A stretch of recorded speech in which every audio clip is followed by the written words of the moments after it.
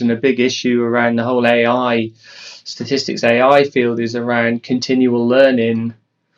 And how do you start to think about that in a regulated space? How can we trust algorithms that are looking to improve themselves over time while still ensuring that they meet all of the necessary performance metrics? Obviously the more complex the model, the more opaque the model, the more challenging that gets, because if you retrain your model, or you update your model based on on recent patients, you don't know how that's going to disrupt the model for other types of patients. And so just thinking about I think there's a really exciting and challenging area around surveillance of algorithms and ensuring that we can do continual learning safely. The other nice thing about that is that it bootstraps machine learning folks, that we will essentially never work ourselves out of a job, because we're either creating the algorithm that monitors something, or we're creating the algorithm that monitors the monitor. Yeah. Exactly. We'll need at least 5 or 6 steps, definitely.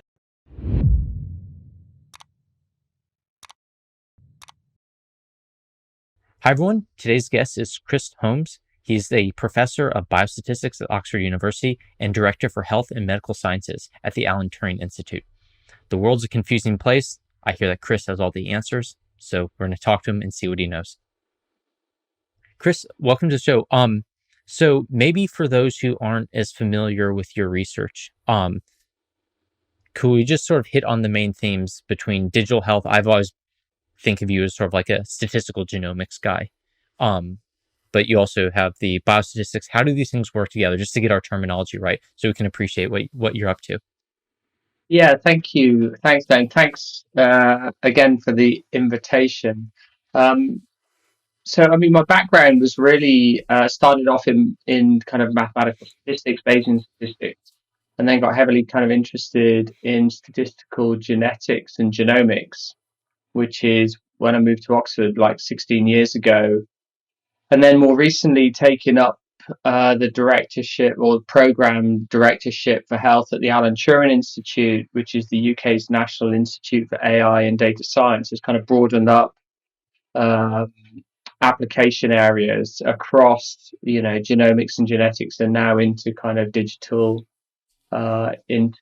health. So I don't think there's any kind of clear dividing line in my sense, other than, at the moment, even though there's quite a lot of sequencing and genetic and genomic data out there, it tends to be very kind of study specific or cohort specific, whereas digital health is often a lot broader in terms of the populations that we have access to. Yeah, actually, that's already a super interesting point. So could you tell us a bit about that? Sort of how are people collecting data for genomic studies right now, if it is cohort specific? Because I guess a lot of people in the more data science area, when they think of digital health, they're thinking of like wearables, and just you either pop them on people as they roam about, or if you're really scientific and reserved about it, you'll have a very specific patient cohort that you're applying them to. What is sort of the thought process behind collecting data, genetic data, for studies these days? Yeah, so in the UK in particular, which is the one, of course, I know a lot about, and I think it's worthwhile distinguishing kind of oncology and cancer studies from non-oncology, because there's such a big kind of divide in terms of the focus of the genetics.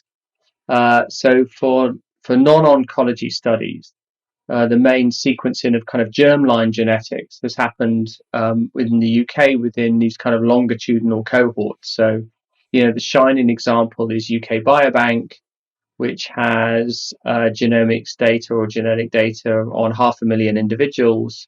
It's a prospective cohort, which means we've collected a lot of other phenotypes or measurements on them, including, 40,000 will be 100,000 brain images, 100,000 whole body scans. We got Fitbit data on 100,000 individuals.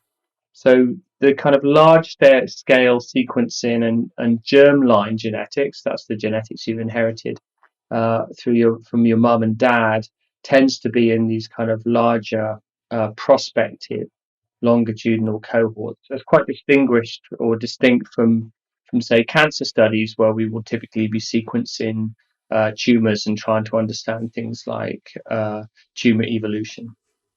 Yeah. On the issue of the UK Biobank, because obviously, it is perspective. To whatever extent you can comment on it, how much sort of like perspective planning was done on that, as opposed to just saying like, obviously, it's an expensive undertaking and it's an immense data set. Yeah. But if you just collect data for the sake of collecting data, sort of the scientific and the experimental value of these things would be diluted. So, what sort of planning and thought process has gone into this thing? Like, how can we maximize the value of this? Not just for the data scientists to play around with, but like for the Anna Shoes of the world, who are those clinical scientists.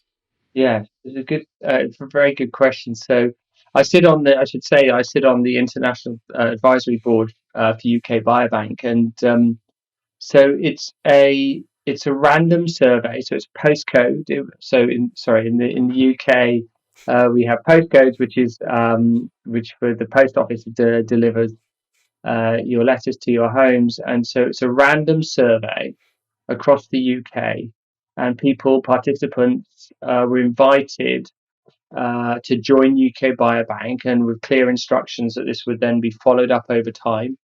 And people consented to that. And if you consented to that, you were then sent in saliva, and you agreed to participate in kind of active surveillance. Now, it started off with really just a skeleton of very simple kind of phenotype measurements, but the beauty of it just kind of grows over time as we add more and more measurements. And the way that those measurements are decided typically are by the clinical community as well as some of the major health or medical charities. So, a big charity could come in and say, look, we really want to get brain imaging in on the UK Biobank. And of course, that costs a lot. The participants of UK Biobank have been amazingly kind of gracious with their time in providing time to come in and be measured. So it's kind of grown organically, and as it's grown in the breadth of its measurements, it's been seen to kind of add increasingly value. And now I think, whereas there was some debate at the time on about what was its utility for scientific research, that's now unquestioned. It's seen as a universal fantastic result. And what's amazing about it is any researcher in the world can just apply for access to that data free of charge. Well, subject to just a processing application charge. Hey, folks, we're a few minutes into the show. This is usually the part where the podcaster talks about their sponsor or something. I'm not going to do that, but I will ask two things. One, if you could leave a like or a dislike based on your preference, and also let me know what you think about this topic, and also what topics you like discussed on future episodes of the show. That's it. Enjoy the episode. Yeah, that is really interesting. If you don't mind, since there's sort of a since for the American audience, there might be a little bit of a question about this. When you're talking about charities, in the role that essentially these charities play, in essentially research decisions, what we're talking about are basically that there are, for a given disease, that there are essentially these conglomerates or interest groups that obviously have an interest in looking after the patients and ensuring that medical research and medical focus arrives at those. So, for example, Cancer Research UK would be one of those. The one for diabetes is escaping my head at the moment, but essentially that there are these. Yeah. How would you describe these for We people have who aren't interested? big kind of medical charities: Cancer Research UK, British Heart Foundation, Diabetes Research UK, and those raise funds, Mhm. typically through public. Will go out and raise money for these, and as part of what they do a lot of patient support, but part of what they do is invest in research. And of course, their scientists say about the utility of having um, measurements on 500,000 individuals that go forward in time, and of course start to accumulate more and more um, outcomes as that population ages. So the medical charities have been a big supporter of UK Biobank over its life. Yeah.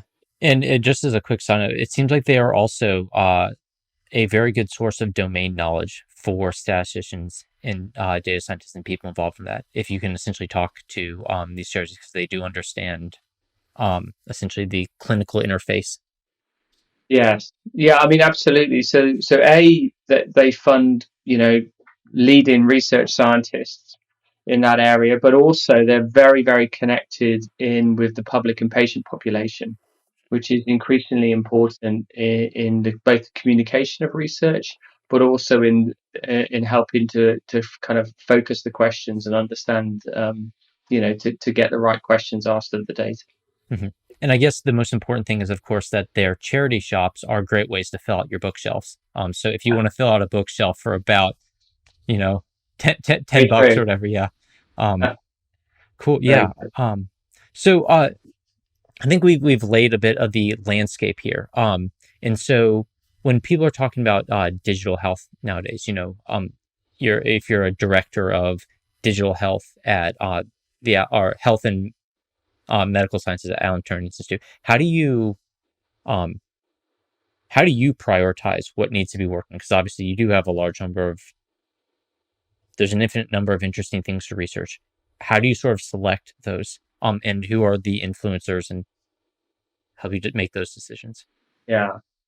Um, I mean, a lot of it comes down to working, through working with leading scientists. So I think, where I work, which is very much at the kind of the interface of statistical science and applications, it's about working with leading scientists who understand the kind of research questions. And it really is a kind of what I enjoy is that collaboration around refining the research question around what will the data support. So there's many interesting research questions that we might have and scientists might come to us, but then the data doesn't actually kind of, can't support that inferential question. And so it's that communication piece around, given access to this data or potentially designing studies that can gather data, you know, what would that allow for one to have kind of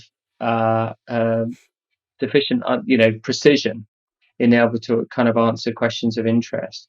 And I think it's through that. And then the other kind of interesting part with the Alan Turing Institute is that we're looking for kind of grand, you know, we focus on the kind of grander challenges. So the ones where a single kind of university might not be best placed to answer. It's the ones where we want to pull together leading researchers from either across different disciplines and across different institutes to focus in on a on a particular research challenge. So I would say it's a refinement. We might start off with conversations around, a general, you know, grand challenge like treatment heterogeneity. Hmm. How do we start to understand treatment heterogeneity? And then, through conversations, we might break that down. And we've got a concrete example of that was on trying to understand treatment heterogeneity and and identifying that if you want to understand treatment heterogeneity, one of actual the kind of building blocks is missing data because and it might not see that apparent, but treatment heterogeneity, you need to pull together different studies. If you really want to understand how does a treatment vary across different populations or in different conditions, automatically you are starting to think, okay, well, we need to pull studies together. And then, increasingly when you pull studies together, study A might have measured, you know these measurements, and study B might have an overlap of that, but Hmm. some things, might have genetics but no imaging. The other one might have imaging, and no biomarkers. And so you're suddenly into this world where you have these really structured block missingness in your data. And that then kind of that's when we start to get into the kind of the excitement of it, is to say, okay, if we want to understand this bigger challenge, we're going to have to first of all crack this problem. And that's the way I tend to kind of work, is start off with a fairly high level question and then start to drill that down and refine that into, the steps that are needed in order to get there.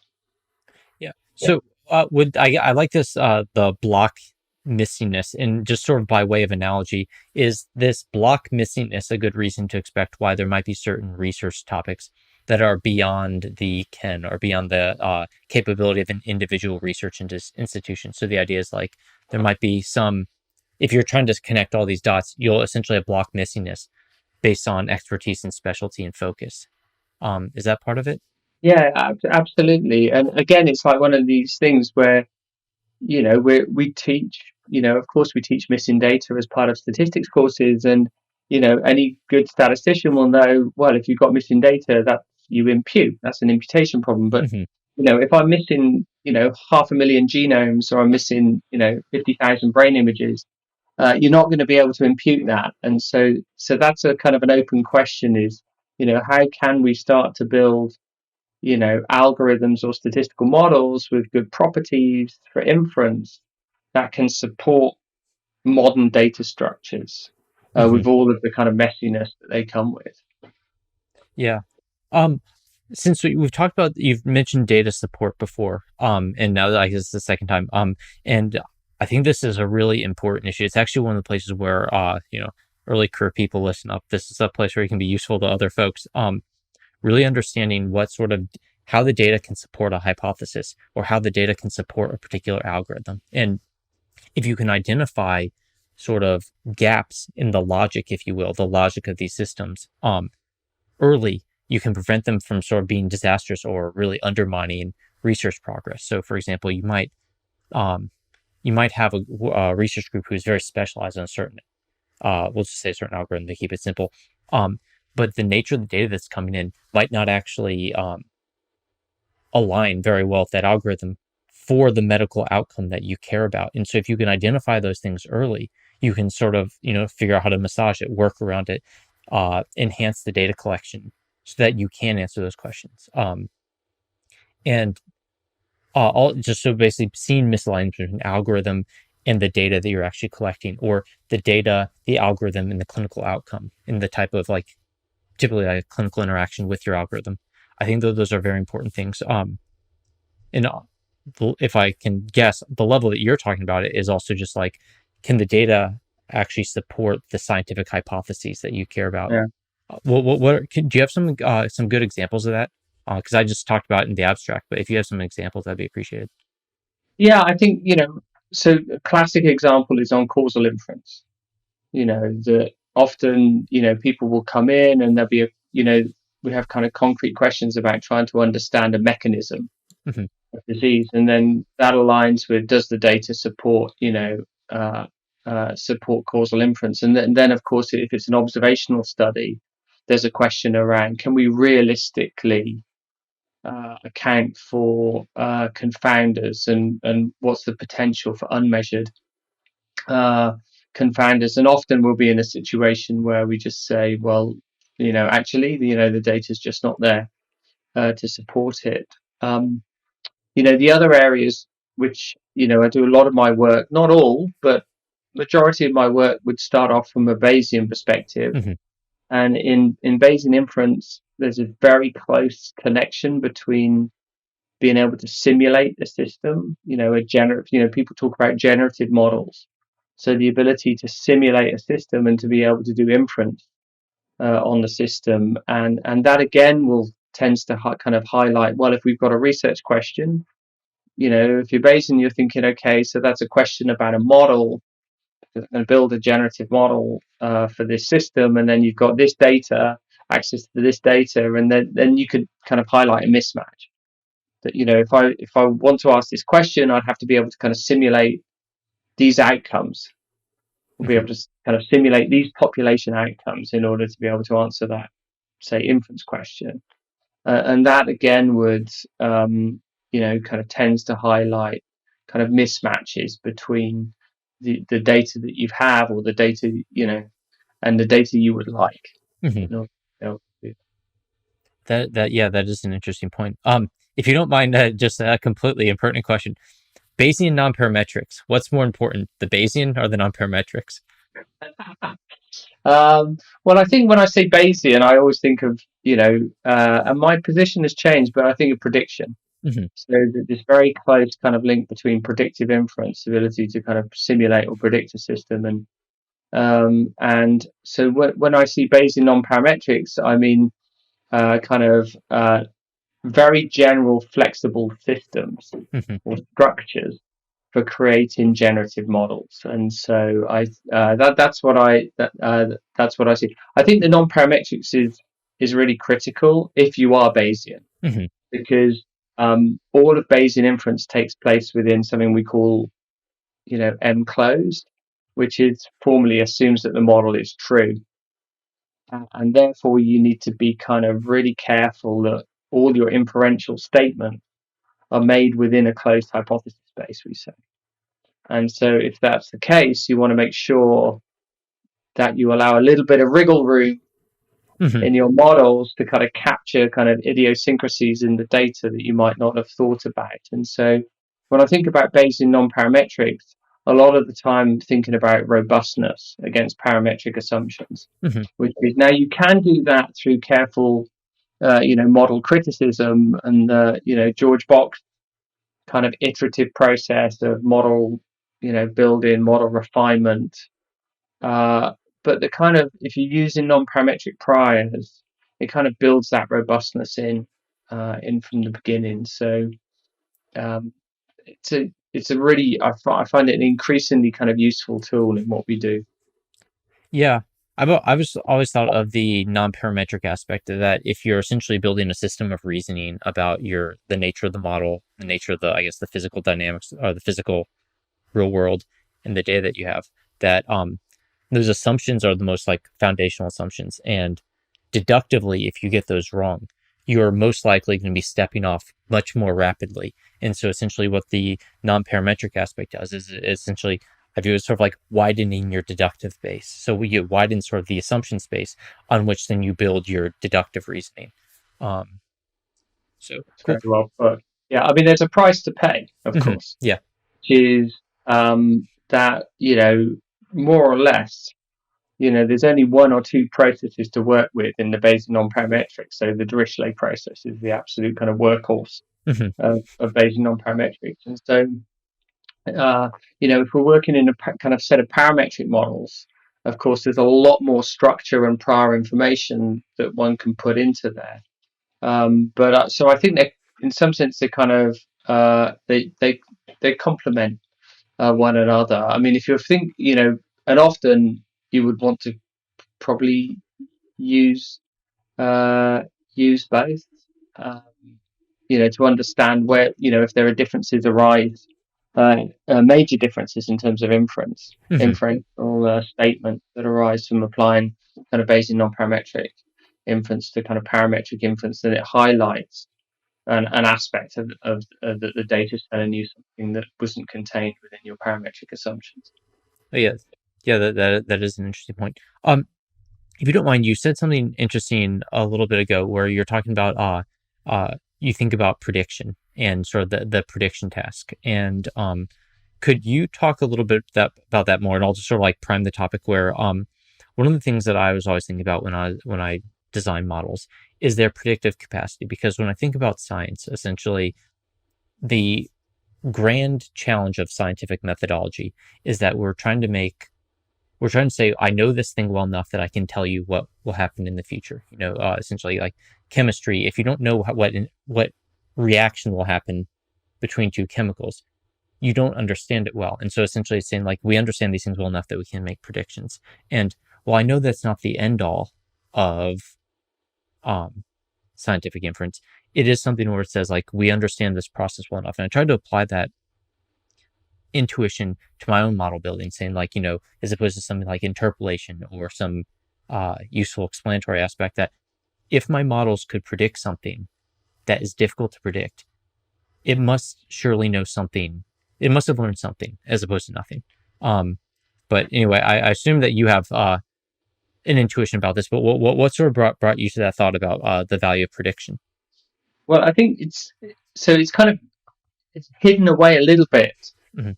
in the kind of the Bayesian construction, but it's really at the heart of all of Bayesian inference because, if we think about the likelihood function, formally, sampling distribution, sampling probability distribution for the data, that is, as it stands, predictive, and the kind of beautiful thing about Bayes' rule is it turns something that's very hard to specify, the thing you want, which is the posterior distribution on a parameter of interest, Mhm. into something that's much easier to think about, which is, what was the probability of observing the data that was observed if this was the true parameter?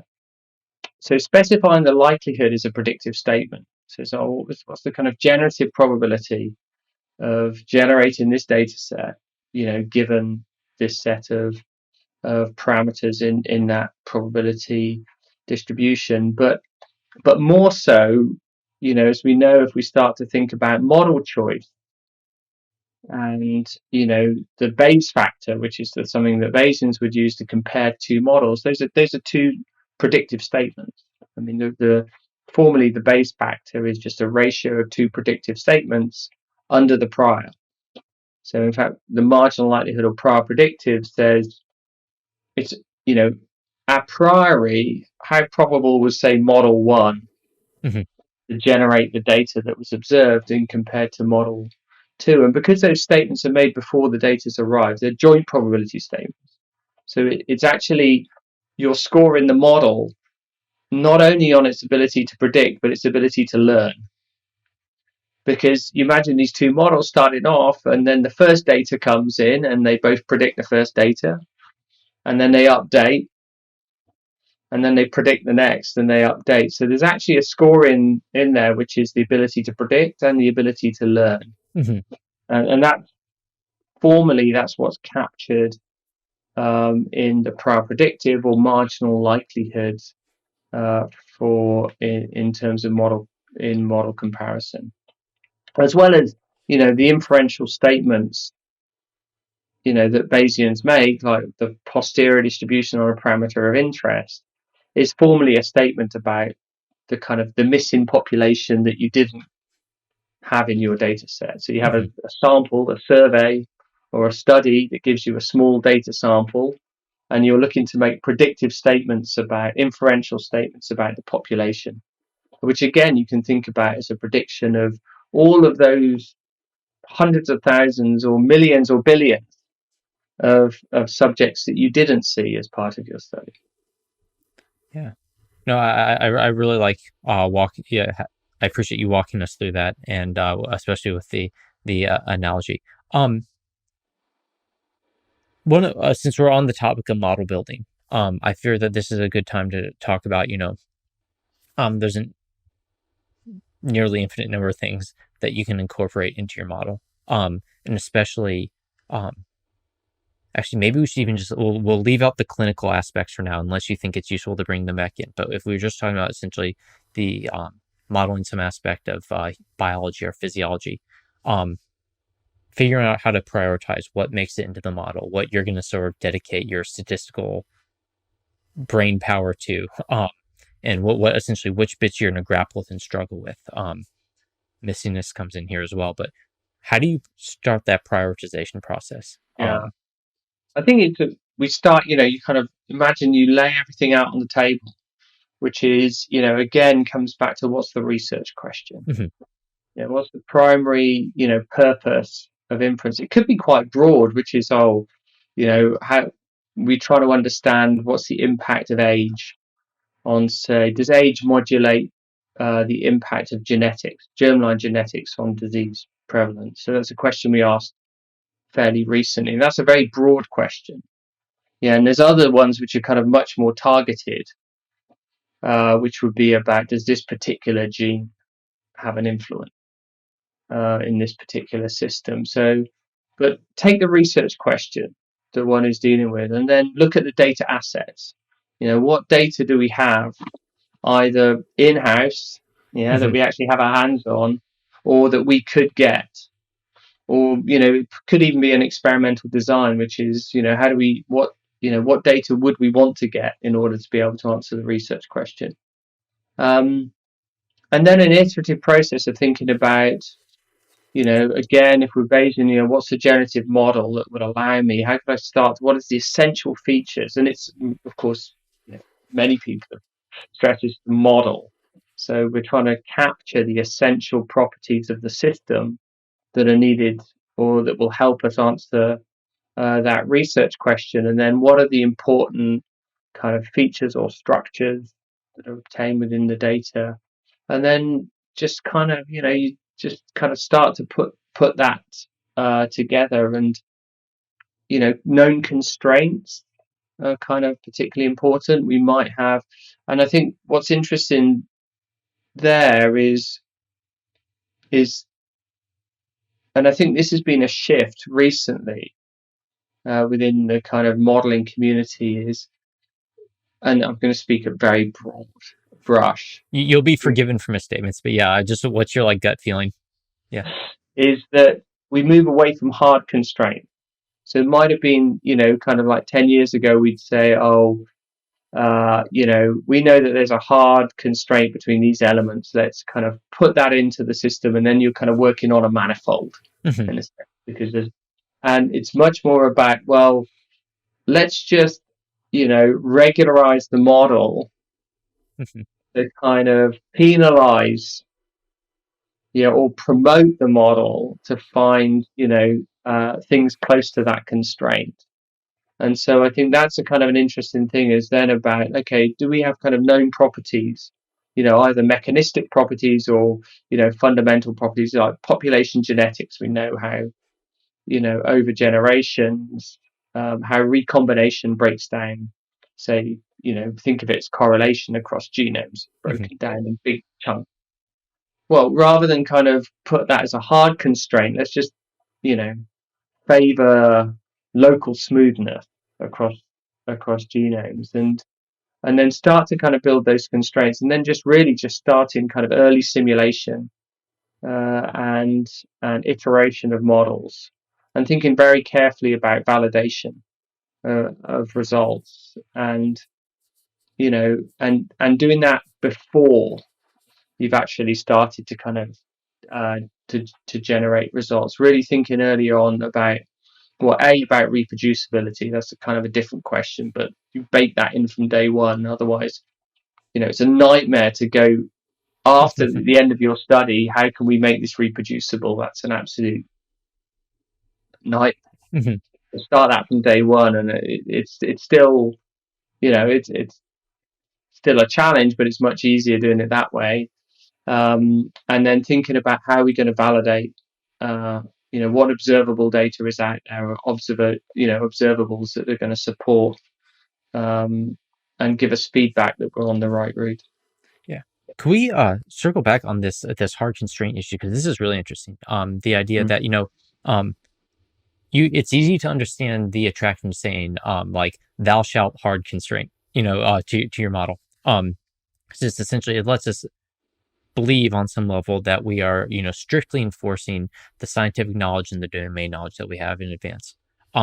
However, at the same time, you can understand that from not just explicitly from a modeling perspective, but even things like an inference perspective, where if your inference algorithm must interact with the model that you've selected in the nature of the data, and if you are essentially, I'm sort of imagining like you're forcing to walk on this like very thin line where obviously thin lines create computational problems. They create like matrix inversion issues.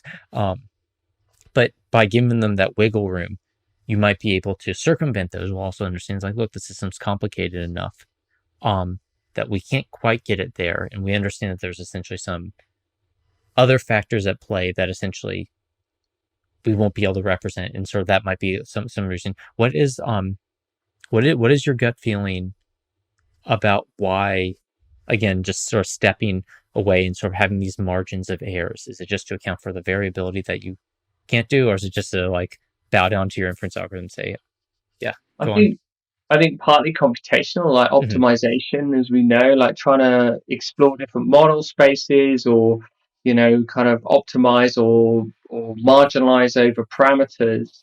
If we're trying to work under constraints, those become really complex optimization problems if we're trying to, as you said, like you're trying to walk on this manifold. Mm-hmm. And so in allowing yourself some wiggle room, the kind of feature that, if that is a fundamental aspect of the underlying system, then in some sense, given enough data, that constraint should come out. If you build the model that respects that and is kind of is centered around it, then you're not going to go too far awry. That should kind of come out in the wash in a way. And I was sitting in a really interesting recent talk by uh,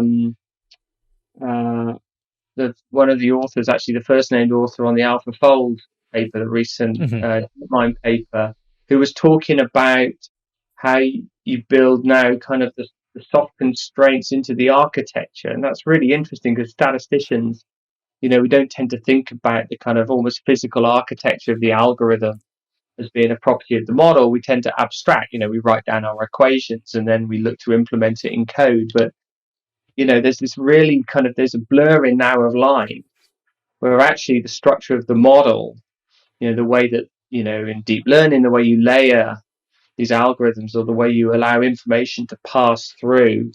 different parts of the model, kind of can be utilized to kind of favor certain constraints over others. And so he was talking again about this notion of soft constraints and allowing the data really to kind of explore that. But I think for me, it's mainly a little bit about robustness and a lot about the optimization. Is we're going to start the model off here.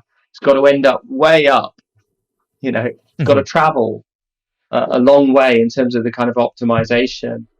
And if you've got to walk that tightrope all the way along from the initialization, that makes it very hard. And so you give yourself much greater chance of finding, especially in complex models, maybe not the optimal model space Mm-hmm. point, but certainly one uh, that's near optimal, and especially for the particular research question under consideration. Yeah. Hey everyone, we're in the final stretch of our episode, and I'd really appreciate if you could give me feedback on 3 things. First, what was your favorite question of the episode? What did I do right? Secondly, which questions should I have asked that I failed to? And third, what questions did this conversation bring up that you'd like answered in the future? Thanks, and enjoy the rest of the episode. If you don't mind me going on a slight tangent here, because I know that in talking to a lot of very early career data scientists and statisticians, a lot of them tend to think of this is on the AlphaFold issue, and when you talk about the architecture, that they tend to think that the move from sort of the statistical type of learning to more the deep learning is that essentially that they become liberated from scientific hypotheses and things like that. And one, it's one I think that hypothesis driven science is the science. I'm not a big fan of the idea of data driven science because basically data can drive you anywhere. But I like using data obviously because that's what my job is. But I think the hypothesis should drive something. But the point I was wanting to get around to is when you're talking about this the AlphaFold issue and how they're trying to incorporate soft constraints into the architecture.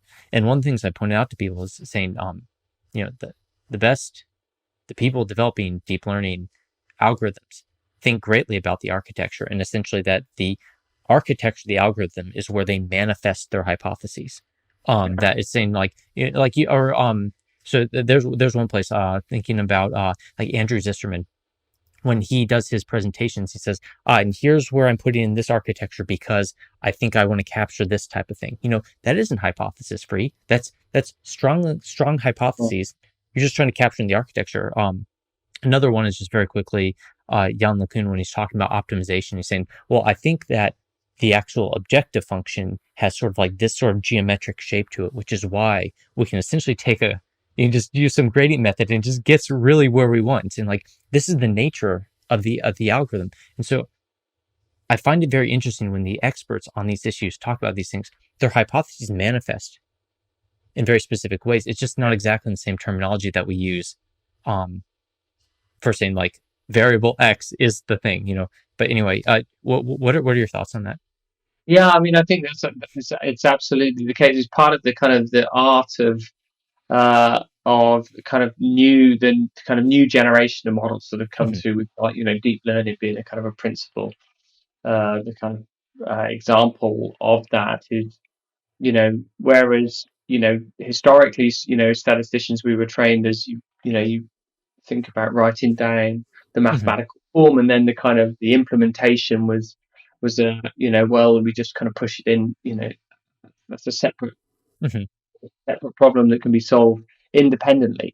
First of all, write down, what the solution should look like, and then you go off and code this. And now there's much more. As I said, I think it's a really interesting area about how do you kind of match the kind of model building, uh, to incorporate knowledge, domain knowledge, hmm scientific knowledge about the structures that we expect to see, within the process that's being modeled, and also just very, very careful checking of data as well, and making sure the data is the right quality and of the right format, and getting that also is so important in these kind of increasingly complex problems.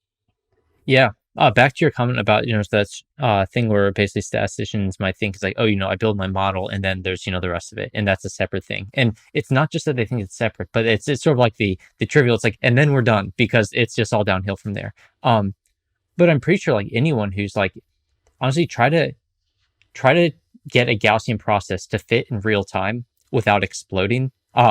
Basically second after second ad infinitum. You know, you'll really start thinking about the inference there because you don't have those guarantees anymore, and a lot of those other challenges like how do I set my model knowing that I'm going to use say a map estimate versus I'm going to integrate over how where how do I accommodate that and also tell where I'm going to put my initial starting points because given that I know from the physiology that you're trying to end up in this place right here, do I do a random initialization or do I pop up one starting point near where I bet the physiology is in land and then I just do a few around the perimeter to see if it just totally goes somewhere else, and then how do I compare those, things like that where if you're trying to set something some of these things when they run in real time and you don't have the advantage of hand tuning it, Yes, everything I comes mean, into play. and but and the kind of big push into probabilistic programming Yeah. again is a really nice area that removes some of that really low level. Oh, you've got to go and code that hmm from scratch, to kind of allowing you to kind of abstract again a little bit out there and just think about what are the essential parts of the kind of structures, the dependencies, and putting those in. And then there's, fortunately, you're divorced a little bit from that very low level piece of, okay, right, how are we actually going to kind of write the code in order to implement that hmm solving scheme. Yeah, it's funny you mentioned probabilistic programming because I'm training up for a Frank Wood interview at some point. The moment I can face him and not just get just flattened by he he's one of those people who's like he's like a smart giant where like he can accidentally step on you without realizing it because and some of the insights that he has around these issues are just phenomenal. But yeah, I'm in training like a Rocky video. I'm gonna get ready for my Frank Wood interview, and then I'll finally have the courage to invite him on the show. Um, yeah. So I think we've covered the prioritization bit pretty well. If you don't mind me asking, specifically, we'll split this up. Genetics and the clinic. So that's not and as in we're combining them, but genetics or the clinic. We'll say that.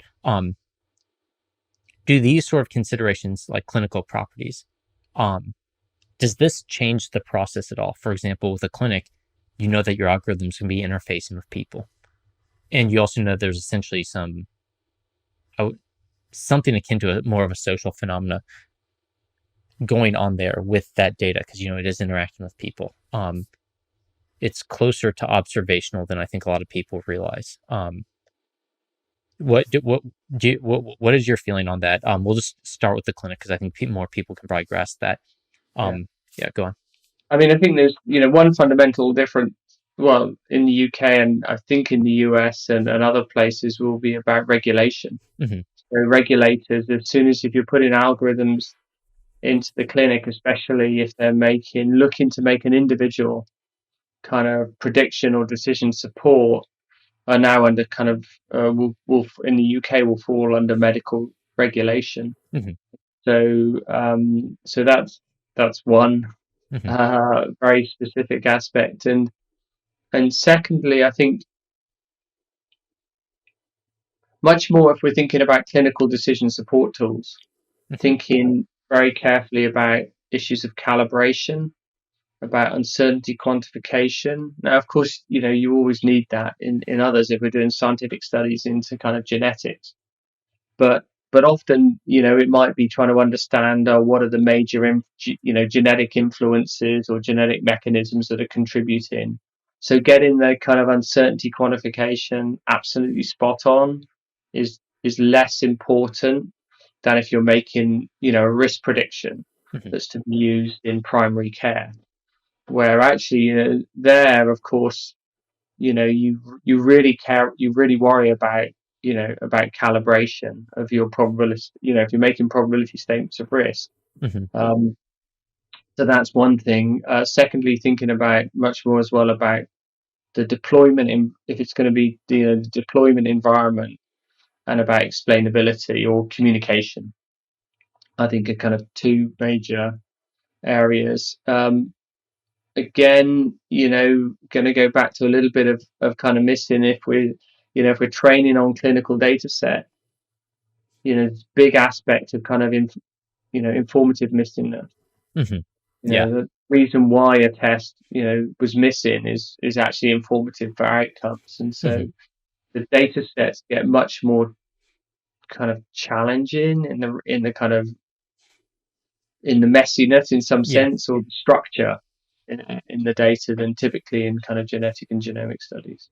Yeah, I mean, just like as a quick example, if a doctor tests their patient for an infection, that's essentially like a phase shift in what the sort of the nature of this patient might be. Because the moment they're suspicious that you might have something like sepsis, that um, it represents a fundamental difference, and also it backtracks where effectively, if you have this data point at this point, and they've run, say they've done the blood tests and what you need, just and maybe they've ordered antibiotics or something like that, and it's sort of like they once they've investigated that route, that effectively the doctor's attention is on this specific sort of clinical hypothesis, and then one, you have to go backwards and think, okay, well, what led up to that? Because this is a different patient in nature, and then even if it doesn't show up, say that you don't actually have the evidence there, it does mean that the doctor is interested to begin with, and they're sort of probing around in that.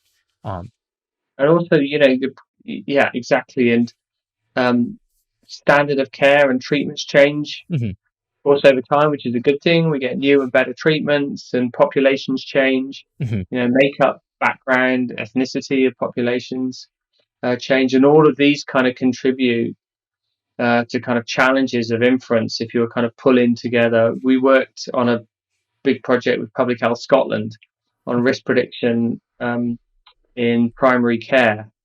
And again, these kind of issues about longitudinal stability, all algorithms have shelf life. And so how do we start to kind of think about that, and how do we ensure that, that we're building stable and robust algorithms that are well calibrated? mhm. And that, it's that kind of, stability, robustness, and calibration is much more important, well, tends to be much more high on my priority list in the clinical algorithms than if we were looking at a scientific study that involves genetics and genomics. Yeah, that is interesting. Actually, I'm not sure. Recently, I reread the Doug Altman produced a series of papers in 2008, 2009 with the BMJ, British Medical Journal, and it was him. It had Carol Moons. It had maybe Patrick Royston in it. But anyway, I'll pop up the pictures for those who are listening. But and he talked about many of the sort of, I would call them the inductive reasoning differences between these clinical predictive algorithms. Um, and it's interesting, you can sort of see the priorities of essentially a previous decade's worth of research, when essentially they're trying to say that the predictive elements of these are super important, versus now where effectively everyone's so focused on prediction that many people aren't maybe even as interested in scientific discovery in the field. And just to show this going somewhere, more recently in 2016, there's a NIPS paper written by some folks at Google. I think it's called like the hidden technical debt of machine learning algorithms. And what I think is interesting is, getting back to what you're talking about, the with these, you'll have clinical care shift, you'll have model shift, you'll data. Well, the model stays the same, the data shifts, the meaning of the data shifts, and it's very interesting between this Doug Altman paper from years ago and this more modern NIPS paper, how essentially they gave you a different checklist of things that you can check, so that like inductively you know that you know when to update your model and how to recalibrate it, things like that. And so it's a very interesting thing how it's a scientific thought process to say, how do we know more? Exactly. Yeah, and I think now, we're talking with the kind of UK medical regulators, and a big issue around the whole AI statistics AI field is around continual learning. Hmm. And how do you start to think about uh, that in a regulated space? How can we trust algorithms that are looking to improve themselves Hmm. over time, while still ensuring that they meet all of the necessary performance metrics? Hmm. So that, and it's a, obviously the more complex the model, the more opaque the model, the more challenging that gets, because if you retrain your model, or you update your model Hmm. based on a kind of on recent patient, you don't know how that's going to disrupt the model for other types of patients. Hmm. And so just thinking about I think there's a really exciting and challenging area around um, surveillance of algorithms and ensuring that we can do continual learning safely. The other nice thing about that is that it bootstraps machine learning folks, that we will essentially never work ourselves out of a job, because we're either creating the algorithm that monitors something, or we're creating the algorithm that monitors the monitor. Um, Yeah. yeah. It'll need at least 5 or 6 steps, definitely. But yet, it is an interesting, and I think it gets back to the fundamental aspect where I think that one of the things I really love about the machine learning community is that they are scientific. They're scientific on their domain, but this issue of how can we essentially learn inductively about our models, and then how do we control them? How do we know when to update them and things like that? I think that the science, the true term, like the statistical science and machine learning science, that the science around these is where is where it really comes to a head, where we're learning more about our models, and not just consuming fixed bits of information in time, but there's a learning process behind it. Um, I know we only have a few minutes left, but are there any important questions that I forgot to ask? You know a lot of stuff. You know what your priorities are. What did I forget to ask that's important? Um, I think the interplay between, or the increasing importance of causal inference Hmm. in biomedical and statistics, and how causal inference kind of interfaces with classic, like non-causal kind of statistical models. It's something that is always kind of ticking over in my mind, Hmm. especially recently. Actually, where there's been a big push into causal inference, a lot of really interesting, exciting new results coming through. Hmm. So that's an area. That's a kind of, I think, a really exciting kind of question and area where we'll see a coming together.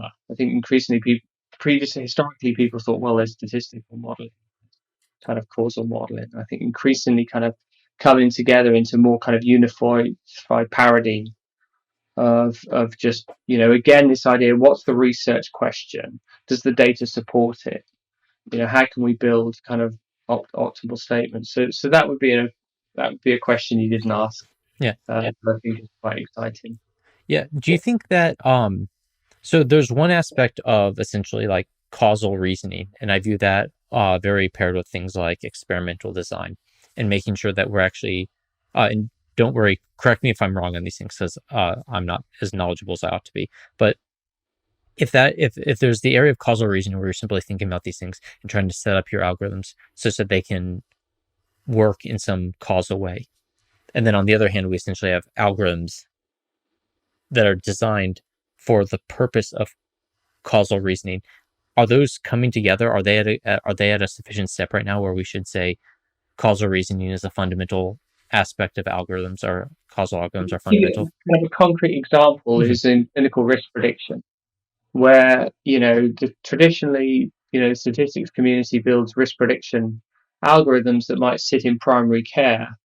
But we know how doctors operate with these algorithms. As with faced with a patient, they will start playing with the inputs. Oh, this patient in front of, like, if they lost some weight, what would their risk be? But we know that that's incorrect. Because that's then a causal question, which is, if the patient had been lighter, mhm, or less heavy, then what would their risk be? So I think there's this kind of really interesting kind of merger between, you know, population kind of risk prediction algorithms are really important because they do highlight patients at high risk, but then modifiable risk factors kind of become super interesting, which is how can we communicate to a patient how they might improve their risk, or against a particular outcome. And so that's where this kind of interesting merger, and again this enter into this question of, does the data support it? mhm, Most data will support predictive question on risk, but there's a very different statement about will the data support a causal interpretation or identification of modifiable risk factors. So that's an area which I kind of see, I think, a lot of really interesting things to be done. cool. And now I guess so. The Machiavellian question is that because now with CRISPR, that genetics has become a modifiable factor. I think So, we're some way off. But I think in terms of, even like communication mhm, of risk, is that if you're told you're at risk of a particular condition, the interesting, the natural questions, patient questions are why? Why am I at risk? And then the other question, is how can I modify that risk? mhm. And then that kind of enters into the kind of, the causal domain. So I think that's, in my mind, kind of always interesting, kind of entertaining. And a lot of problems that we do is kind of entertaining. Is there an underlying causal question aligned to the kind of statistical modeling that we're building? Well, I can say one thing. A certain Cambridge based expert on communication and statistical risk has been invited to the show. Good. However, very busy. And so we can only hope in the future. But if anyone happened to know or have a way to convince such an expert, their email and that working that out would be amply appreciated. So not say anything, but yeah, if a certain Cambridge-based communicator of statistical risk were willing to come on the show, that would be pie in the sky. I will let you know. All right, cool. Um, so the final question, which I asked everyone is, what is a topic that you'd like to see the statistics community debate? Representativeness of data. I think in my world, especially around, health and well-being, and just, we're in this incredible time where measurement is just becoming no longer the bottleneck. Mhm, Largely speaking, we can sequence genomes really cheaply. We've got Fitbits and wearables, and so as we start to accumulate this data, unfortunately, we know that the greatest burden falls on the least advantaged in society. But it's more so than that. They're the parts of society where we have least representative data. mhm, And so I think there's an issue here that, yes, we're gathering these kind of increasingly rich data sets, but we know that we hit underrepresentativeness of data of those populations that are most in need, in some sense, mhm, of the inference. And so as a community of statisticians, how do we communicate that out to policymakers about the importance that you have to proactively go out and generate representative data? But then secondly, how do we build algorithms? There's a technical component of that which are robust, and people talk about domain shifts and like out of sample kind of mhm, generalizability, but we know the kind of directions, because we can characterize, a lot of things we know about where the underrepresentativeness is coming from, or non-representativeness of the data. So how do we build algorithms that give us a sense of trustworthiness and be able to apply an algorithm, that might be built on, data from certain sectors of society, those sectors of society who typically sign up for clinical studies, and then apply those results or the inference from those algorithms to sectors of society who are less forthcoming in terms of clinical trials. How do we gain trust in the robustness of those results? I think it's a really important question. I'd love for us as a community to tackle that head on. Yeah, I guess the head-on bit is the difficult bit because it also is like very uncomfortable. It is obviously an uncomfortable topic in many aspects because it does address essentially like societal failings and things like that. That especially as statisticians, we do have an advantage that we can sort of stay in our cubicle and stick with the numbers, and that can preoccupy the entirety of our existences. But yeah, for the issue of the debate and having that conversation head on, that is the courage requiring aspect. Well, yeah, and it's about communicating. What is the operating population for this model, and and often we will find if we're building that off clinical databases, we need to be very, very clear and precise that this algorithm or model is built on this population and that population is not necessarily representative for the population for which you would wish to apply it from. So it's being very clear on the kind of caveats and operating kind of protocols or populations for which we build our models. Yeah, maybe just as a very quick and probably trivial example of this is Ben Goldacre in his book Bad Science. He talks about what he called probably like one of the best nutritional studies that ever came about. It's like 7 years. It changed how the family did things, how the individual did things, had basically a control and everything like that, a control group. And the point he made was the people who sign up for a 7-year nutritional change study are not the type of people who need help in this nature. And obviously that's trivial compared to essentially the problems that we're alluding to here. Yeah, exactly. And I think, all the way through, these big, as I said, these longitudinal cohorts that we've got, the type of people who sign up to say, yeah, you can, take my genome and you can take my medical records and follow me up over time are not necessarily representative of the population for which we wish to make inference. That's very good. Well, this is Professor Chris Holmes of Oxford University and the Alan Turing Institute. Thanks so much for stopping by today. Thank you very much. Hey guys, it's Glenn. Thanks for your time today. I hope you liked today's episode. If you did, please consider smashing that like button. It's the single, simplest, fastest way to make sure that YouTube shows this video to more people. If you really want to go crazy, consider subscribing or going to our website and joining the mail list. If you want to go totally crazy beyond that, forward this to a friend or colleague who you think might enjoy this too. We're a small channel and every bit helps. Our next episode will be coming out next week, so in the meantime, feel free to look around the channel and see other videos that might be of interest. As a quick disclaimer, the views expressed on the show do not represent anything other than the people saying those words, views, etc. like that. It doesn't mean anything about their employers or their employers' views or some thing about their employers or their neighbor's cat or anyone else not saying the words. And in fact, given that people tend to change their views when they're thoughtful enough, it might not even represent the views of the speaker by the time you're hearing the episode. So definitely come back and see if they've changed their views at a later date.